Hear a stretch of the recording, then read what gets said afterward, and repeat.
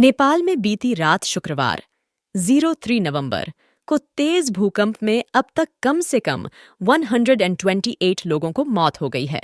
ये आंकड़े लगातार बढ़ रहे हैं। नेपाली मीडिया के मुताबिक रात 11:47 के आसपास 6.4 तीव्रता का भूकंप महसूस किया गया। इस भूकंप से सबसे ज्यादा नुकसान करनाली प्रांत के जाजरकोट और रुकुम पश्चिम में हुआ है। राष्ट्रीय भूकंप मापन केंद्र के प्रमुख लोकविजय अधिकारी ने बताया कि भूकंप रात 11:47 बजे आया, जिसका केंद्र पश्चिम नेपाल का जाजरकोट था।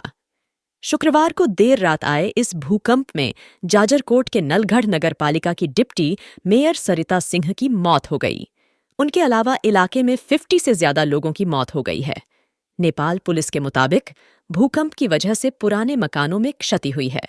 रुकुम पश्चिम जिला 8 बिस्कोट नगरपालिका 11 की लक्ष्मी बिक और उनकी 4 नाबालिग बेटियों समेत 15 लोगों की मौत हो गई। भूकंप से नेपाल के जाजरकोट के खलंगा में एक शख्स की मौत हो गई है। जाजरकोट के मुख्य जिला अधिकारी सुरेश सुनार ने कहा कि उन्हें मौत की जानकारी मिली। नेपाल में क्यों आते हैं इतने भूकंप? नेपाल की धरती आए दिन कांपने लगती है। पिछले महीने 22 अक्टूबर को धादिङ जिले में 6.1 तीव्रता का भूकंप आया था। इसके अलावा नेपाल के सुदूर पश्चिम प्रांत में 16 अक्टूबर को 4.8 तीव्रता का भूकंप आया था। 2015 में 7.8 तीव्रता के भूकंप और उसके बाद आए झटकों की वजह से लगभग 9,000 लोगों की मौत हो गई थी। लेकिन इसकी वजह क्या है और क्यों बार बार नेपाल में भूकंप आते हैं? दरअसल नेपाल भारतीय और तिब्बती टेक्टोनिक प्लेट के बीच बसा है। ये टेक्टोनिक प्लेट्स हर 100 सालों में 2 मीटर तक खिसक जाती है, जिसकी वजह से धरती में दबाव पैदा होता है और भूकंप आता है। नेपाल सरकार की आपदा आंकलन रिपोर्ट PDNI के मुताबिक नेपाल दुनिया का 11वां सबसे ज्यादा भूकंप वाला देश है। 10 बिंदुओं में हम आपको बताते हैं नेपाल में भूकंप ने किस कदर तबाही मचाई है। 1. शुक्रवार रात आए 6.4 तीव्रता के भूकंप के कारण करनाली प्रांत के जाजरकोट, रुकुम पश्चिम, सल्यान और अन्य जिलों में जान माल का भारी नुकसान हुआ है। भूकंप में कम से कम 72 लोगों की मौत हो गई, 1000 से ज्यादा लोग घायल हुए और करोड़ों की संपत्ति का नुकसान हुआ है। 2. प्रधानमंत्री पुष्पकमल दहल प्रचंड भूकंप प्रभावित क्षेत्र का दौरा कर रहे हैं। घायलों का इलाज आसपास के विभिन्न अस्पतालों में जारी है। सड़कें जाम हैं, भूस्खलन हुआ है और टेलीफोन टावर अवरुद्ध हो गए हैं। 3.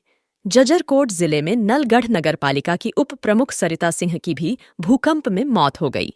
स्थानीय सरकार, सुरक्षा एजेंसियां, राजनीतिक दल और स्थानीय युवा बचाव कार्य में सक्रिय हैं। 4. जगह जगह भूस्खलन, जानमाल के नुकसान का ब्यौरा आना जारी है। सुरखेत और Karnali institute of health sciences से स्वास्थ्यकर्मी और दवाएं भेजने की तैयारी की है। 5. प्रधानमंत्री प्रचंड ने सभी से राहत और बचाव में मदद की अपील की है। उनके साथ अन्य मंत्री और अधिकारी भी घटनास्थल पर मौजूद हैं। मलबे से घायलों को निकालकर तुरंत अस्पताल पहुंचाया जा रहा है। 6. राष्ट्रीय भूकंप विज्ञान केंद्र के अनुसार रात लगभग 11:32 बजे आए भूकंप की तीव्रता रिक्टर पैमाने पर 6.4 मापी गई है। भूकंप का केंद्र नेपाल में 28.84 डिग्री अक्षांश और 82.19 डिग्री देशांतर पर जाजरकोट जिले के रमीडांडा में था। यह 10 किमी की गहराई पर था। 7. पिछले एक महीने में नेपाल में 6 से अधिक की तीव्रता वाला यह दूसरा भूकंप था। 3 अक्टूबर को देश में 6.2 तीव्रता का भूकंप आया था। शुक्रवार का भूकंप नेपाल में पिछले 8 सालों में सबसे शक्तिशाली था। इसके पहले अप्रैल 2015 में आए भूकंप में करीब 10,000 लोग मारे गए थे। 8. पिछले महीने 3 अक्टूबर को 1 घंटे के भीतर 4 बार भूकंप आया था, जिसका केंद्र पश्चिमी नेपाल में था। इसकी वजह से भारत के दिल्ली NCR, उत्तराखंड, उत्तर प्रदेश, पंजाब और राजस्थान में भी भूकंप के झटके महसूस किए गए। नेपाल में दहशत में घरों और दफ्तरों से निकले लोगों ने करीब 30 सेकंड तक झटके महसूस करने की बात कही थी। 9. उस समय रॉयटर्स की एक रिपोर्ट में कहा गया था कि 17 लोग घायल हुए थे और कुछ घर क्षतिग्रस्त हो गए थे। रिपोर्ट में कहा गया कि इससे भूस्खलन भी हुआ, जिससे राजमार्ग अवरुद्ध हो गया था। 10. विशेषज्ञों की माने तो पिछले 1 साल में भूकंप के झटकों में बड़े पैमाने पर बढ़ोतरी हुई है।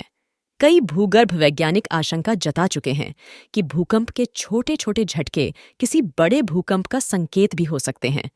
राष्ट्रीय राजधानी दिल्ली और एनसीआर के क्षेत्र में भी हाल के दिनों में भूकंप के झटकों में बढ़ोतरी हुई है, जो चिंता का सबब है।